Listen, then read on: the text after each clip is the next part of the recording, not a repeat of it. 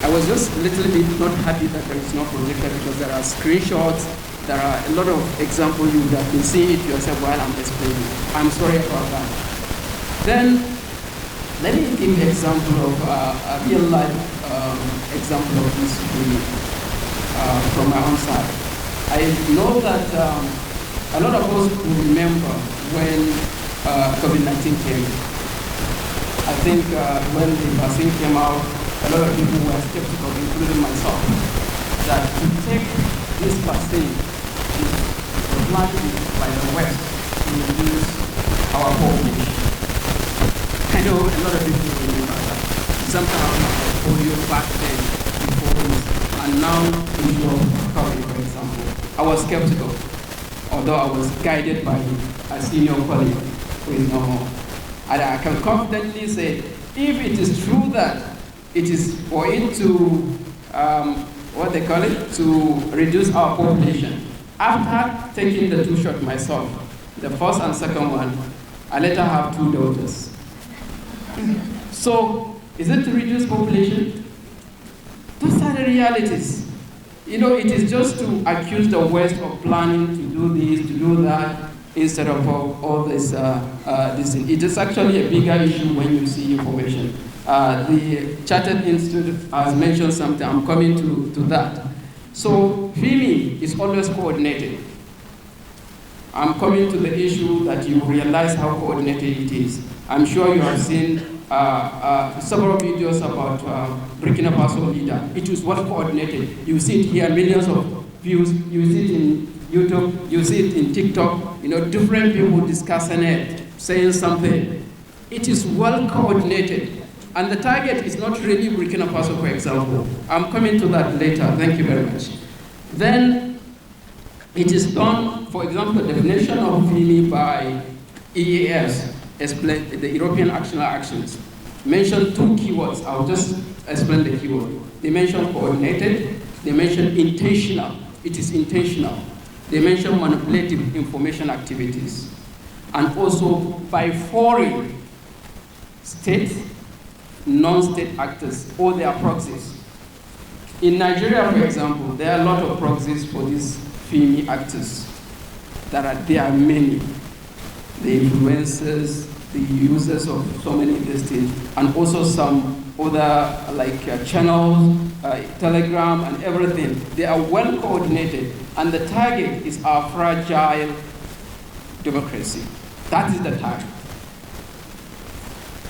What happened in Kano and so many other northern states where the Russian flag was raised, the target was to what? To be pro-military, to instigate the youth to be pro-military so that the military would take over. When the military take over, automatically you know what is happening in Burkina Faso, Mali, and Niger, then we definitely become friends or allies to another nation. Then there is FIMI versus traditional disinformation. For example, during Ebola, I know a lot of people here in Nigeria bath with salt, right? They bath with salt, right? Early in the morning, they just started sending, maybe call that. If you want to protect yourself from Ebola, you have to bath with the salt and even drink the salt. Just too terrible. Not just normal disinformation. At that time. But the issue of COVID was a period because it was millions of people trying to have life support was important. And the process was well coordinated.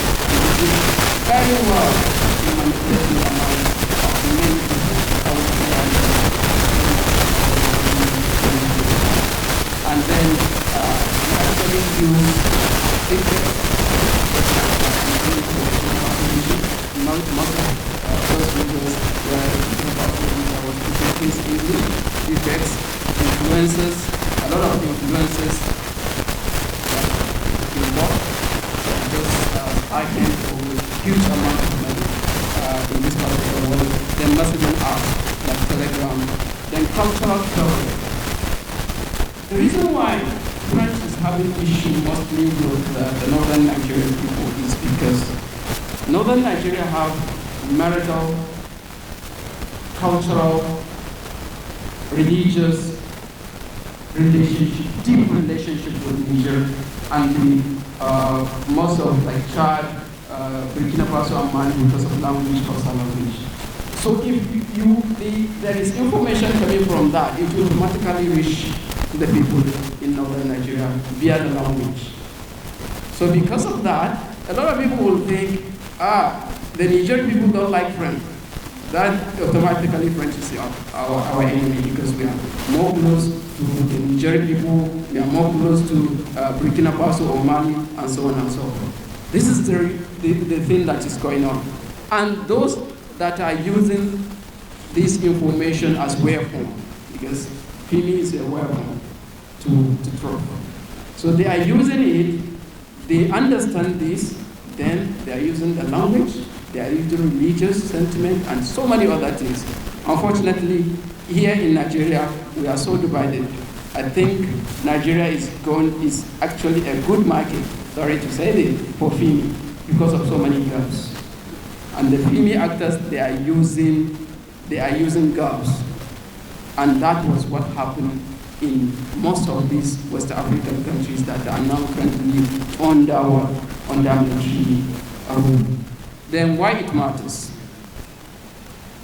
They targeted low literacy or information network. This part of the world, most especially Nigeria or the West African Sahel, that is low literacy, both digital and media literacy. So because of that, they are using that to pass the information, both be it via local sayings, local tea joints, table meshai, sorry, I'm using Hausa language. Or in part of Nigeria, they say beer parlor. They are using that to pass their information.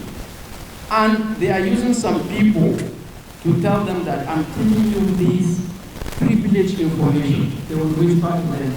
Then the person will now feel like, I got this privileged information. Before you know, he passes it.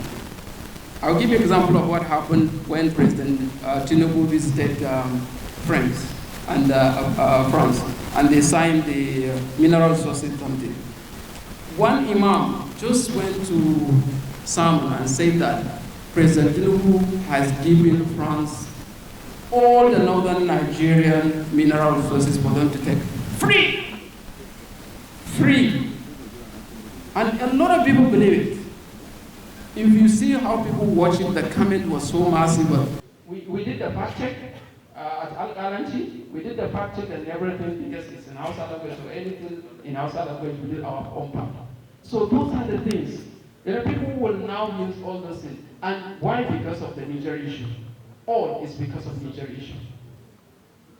So those are the things. So AI-generated things, all those things, they are using it very, very well.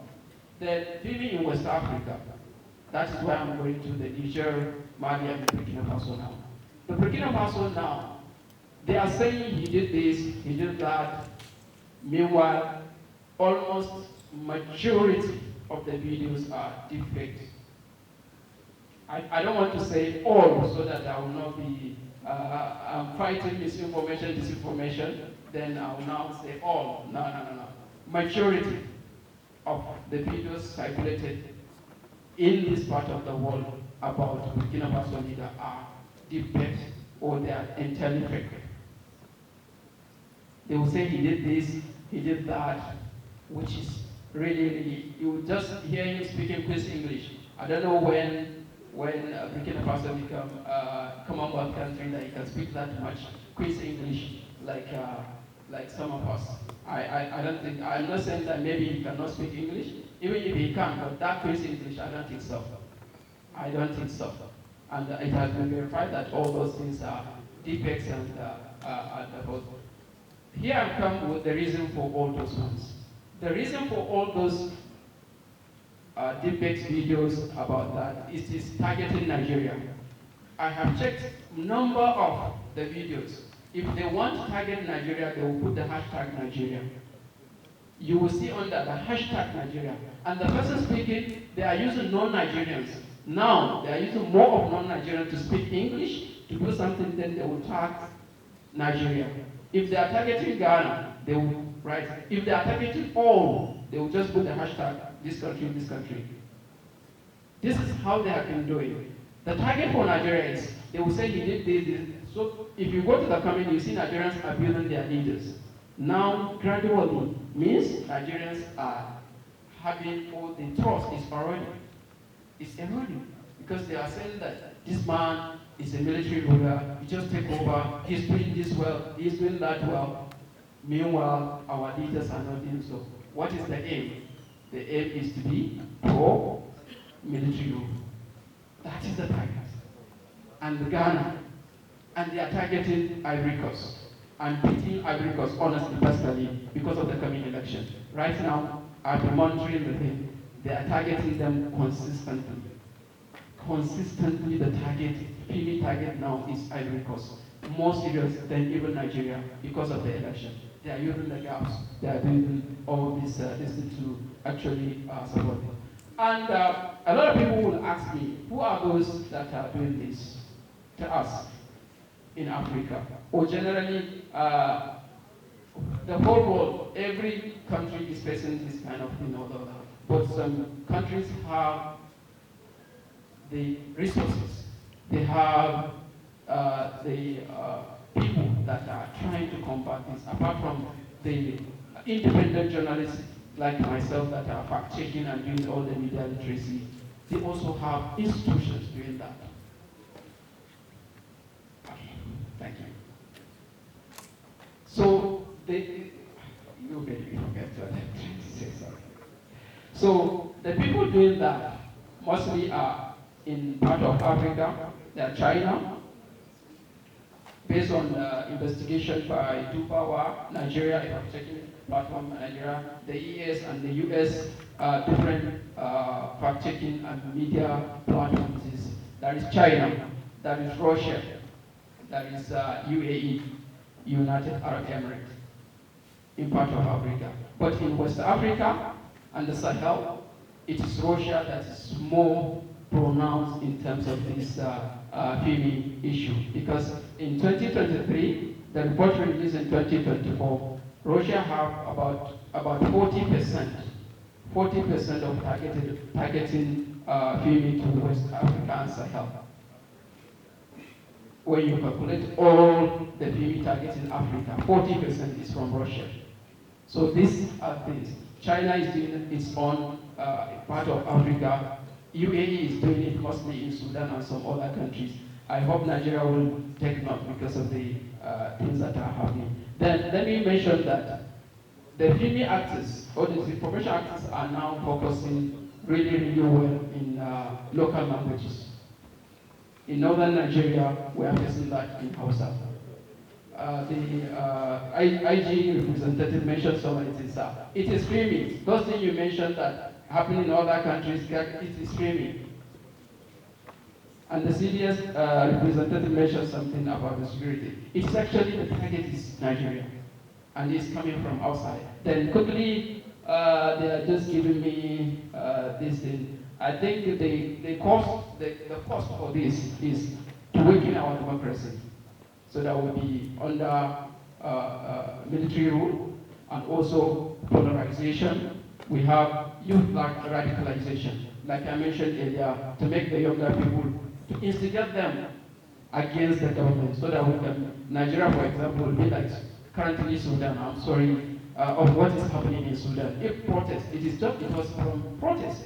So if it happened, then we can become like Sudan. Then no accountability for collaborators. Then one of the last things is how to fight back. The way to fight back about FIMI and disinformation is by telling the truth. Don't fight propaganda with propaganda. Fight it with what? With the truth, with the facts. Once you are able to do that, even if the person is able to bring his own manipulative this and that, when you give the facts, and people see the facts, you have given them a new idea, you have given them a way to ponder, to think, and decide on their own. This is one of the best ways to go. That is to amplify true voices, then support fact-checking communities, then strong grassroots journalism. Strong grassroots journalism. So media literacy is very, very important. Like what the Finland is doing. What the Finland is doing is very, very, very good. Then in Nigeria we have no national FIMI strategy, as I know. To my knowledge, anyway, to my knowledge. Nigeria has no national FIMI strategy, and then we have a lot of weak platform oversight, underfunded civil society. Sorry to say this, in Mali, the civil society were bought. In Mali, there are a lot of fake and bought Pan-Africanists. This is the reason why you see them on TikTok and so many social media platforms. Closing with the fact that FIMI is not a threat to truth. It is a weapon against truth. So we need to just be careful. And it is a cancer if it is not detected and taken seriously at early stage. The consequences will be huge. Thank you very much.